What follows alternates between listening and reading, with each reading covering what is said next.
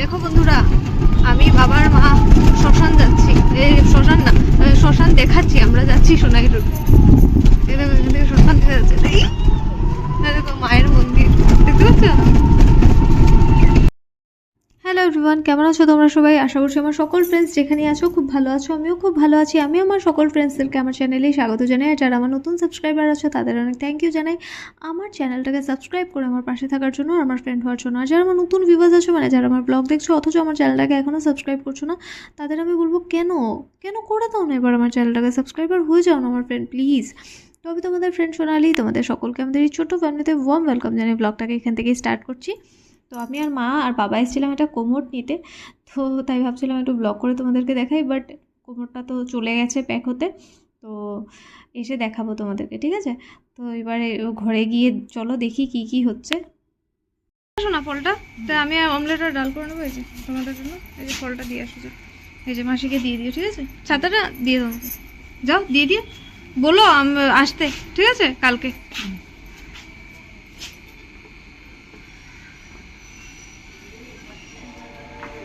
হ্যাঁ, যে শশা, আর এটা হচ্ছে আম, এটা হচ্ছে রাতের ডিনার, এটা হচ্ছে সন্দুক লবণ। খেয়েছি আমি সন্ধেবেলায়, মানে সন্ধে পুজো করেই আমি সবসময় একাদশীর উপোস মানে খুলি আর কি, ফ্রুটস খাই, কিছু খাই। তো 7টা খেজুর খেয়েছি। এরপরে 8টা, সাড়ে 8টার দিকে, 9টার দিকে একটা আম খেয়েছি। এরপর 10:30 এরকম সময় 2টো খেজুর খেয়েছি, ঠিক আছে? আর এখন এই যে এটা খাচ্ছি, ঠিক আছে? তো খেয়ে তোমাদেরকে একাদশীর একটা সুন্দর স্টোরি শোনাবো, ঠিক আছে? খেয়ে নি আগে। তো আজকে তো পত্নী একাদশী, আমি তো করেছি, নিশ্চয়ই তোমরাও করেছো। তো আজকে পত্নী একাদশীতে আমি তোমাদের সাথে পত্নী একাদশীর একটা খুব সুন্দর স্টোরি শেয়ার করব।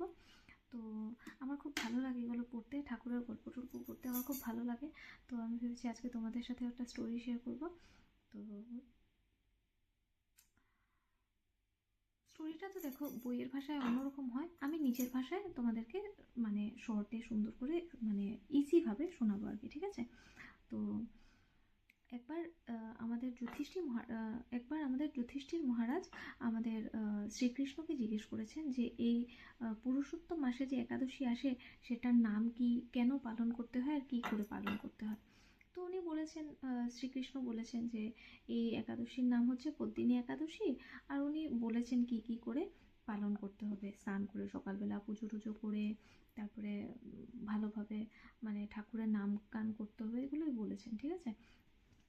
আর এটার মহত্ব হলো যে মানে পুরুষোত্তম মাসে আসার কারণে এটা মানে শ্রী নারায়ণের খুব মানে হৃদয়ের কাছের একাদশী, ঠিক আছে? পুরুষোত্তম মাসে যে যে একাদশী আসে সেটা শ্রী নারায়ণের মানে খুব প্রিয় একাদশী হয়। তো এটা করলে তুমি বৈকুণ্ঠে স্থান পাবে আর কি, এরকম বলেছে।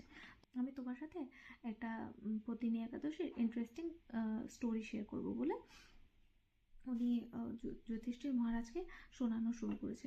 তো আরও কিছুদিন আগের কথা বলছি, যে একটা মানে এই স্টোরিটাই শুনিয়েছেন উনি।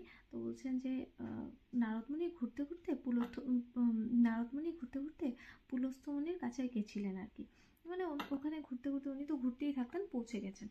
তো যাওয়ার পর এখন ওনার মানে খুব মানে কি বলবো, গল্প করতে করতে হঠাৎ পুলস্থ মুনি ওনাকে বলেছেন যে আমি তো কীর্তবীর্য অর্জুনের থেকে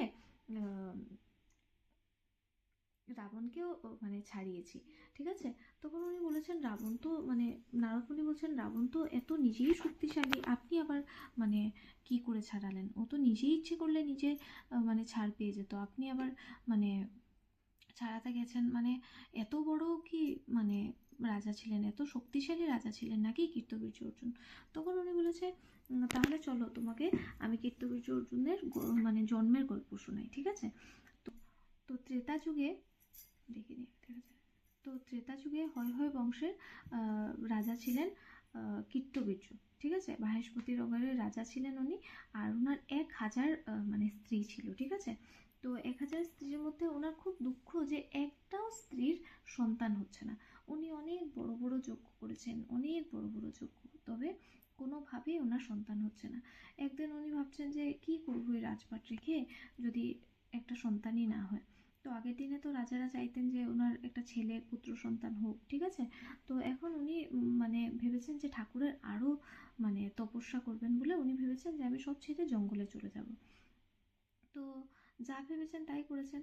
তো উনি সব ছেড়ে রাজপাট টাজপাট ছেড়ে উনি মানে জঙ্গলে চলে গেছেন তপস্যা করার জন্য। মানে উনারই পত্নী ছিলেন রানী পদ্মিনী, ঠিক আছে। তো উনি আবার হরিশ্চন্দ্রের পুত্রী ছিলেন, খুব মানে পতিব্রতা ছিলেন আর কি। তো উনি ভেবেছেন যে আমার হাজব্যান্ড যদি না থাকে আমি এখানে থেকে কি করব বলে উনিও ওনার পিছে পিছে জঙ্গলে চলে গেছিলেন। তো এখন যাওয়ার পরে উনি তো ওনার সঙ্গেই ছিলেন, ওনার দেখাশোনা করতেন, আর উনি তো তপস্যায় মগ্ন। উনি দেখছেন ওনার হাজব্যান্ড 10,000 বছর হয়ে গেছে উনি তপস্যাই করছেন, ঠিক আছে।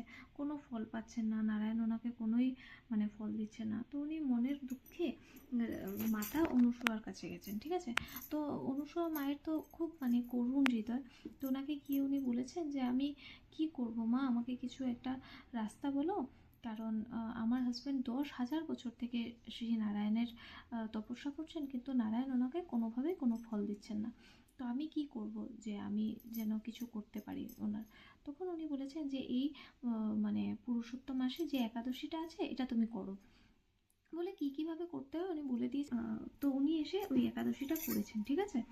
তো মানে যেরকম বলেছেন উনি, যেমন স্নান করে সকালবেলা পুজো টুজো করবে, তারপর নির্জলা উপাস করেছেন, আর খুব মানে ঠাকুরের ধ্যান করেছেন, খুব নাম জাপ করেছেন, ঠিক আছে। তো এখন কথা হচ্ছে যে খুব নাম জপ করেছেন, ঠিক আছে। তো এখন কথা হচ্ছে শ্রী নারায়ণ খুশি হয়ে ওনাকে দর্শন দিয়েছেন, দিয়ে বলেছেন যে পুত্রী আমি খুব খুশি হয়েছি তুমি যে এত সুন্দর করে একাদশী পালন করেছো, আর এই মানে পুরুষোত্তম মাসের একাদশী আমার হৃদয়ের খুব কাছের হয়। তো আমি খুব মানে খুশি, তুমি যা বর চাও আমি তোমাকে দেবো। তখন উনি বলেছেন যে আমি তো আমার হাজব্যান্ডের জন্য করেছি, আমার হাজব্যান্ড কি চায় আপনি ওনাকে ওই ফলটা দিয়ে দিন, এটাই আমার মনের ইচ্ছে। তখন শ্রী নারায়ণ কীর্তবীর্যকে বলেছেন যে আমি খুব খুশি হয়েছি যে রানী পদ্মিনী এরকম পুজো টুজো করেছেন, মানে একাদশী পালন করেছেন খুব সুন্দর করে, আর মানে আমার খুব কাছের হচ্ছে গিয়ে পুরুষোত্তম মাসের একাদশী, তো আমি খুব খুশি। তো তুমি কী চাও আমাকে বলো, তো আমি তোমাকে দেবো। তখন উনি বলেছেন আমি একটা পুত্র সন্তান চাই, মানে যাকে কেউ হারাতে পারবে না, খুব বলবান আর খুব বীর এক পুত্র, যার মানে যাকে রাক্ষস দেবতা কেউ হারাতে পারবে না, আপনি ছাড়াও না ওকে যেন কেউ না হারাতে পারে ব্রহ্মাণ্ডে। তখন উনি বলেছে যে ঠিক আছে তথাস্তু বলে উনি তো চলে গেছেন নারায়ণ। তারপরে ওরা জঙ্গল থেকে আবার বাড়ি ফিরে গেছেন, ঠিক আছে, নিজেদের রাজ্যে ফিরে। তারপর কিছুদিন পরে ওদের এক সন্তান হয়েছে, ঠিক আছে। তো ওনার নাম রাখা হয়েছে কীর্তবীর্য অর্জুন, ঠিক আছে। তো ওই রাজা এত মানে নিজেও এত ধার্মিক ছিলেন, এত পূজা পাঠ করতেন, শ্রী নারায়ণের এত আরাধনা করতেন যে ওনাকে মানে উনি খুব বলবান ছিলেন, ঠিক আছে। তো ওনাকে কেউ হারাতে পারতো না।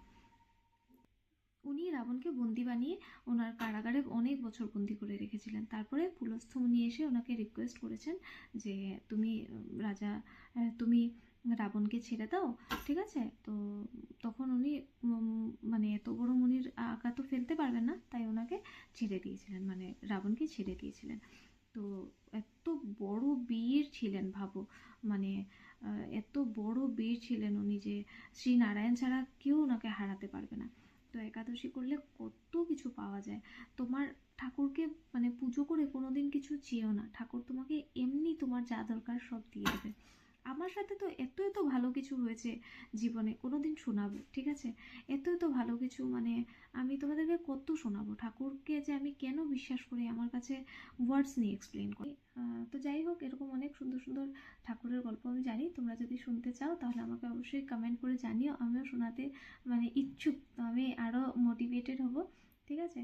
তো আর শোনাবো তোমাদেরকে, তোমাদের সাথেও শেয়ার করব। তো আজকের ব্লগটা এখানেই রেখে দিই, না কি উপোস টুপোস করেছি, এখন একটু ঠাকুরের নাম টাম করি।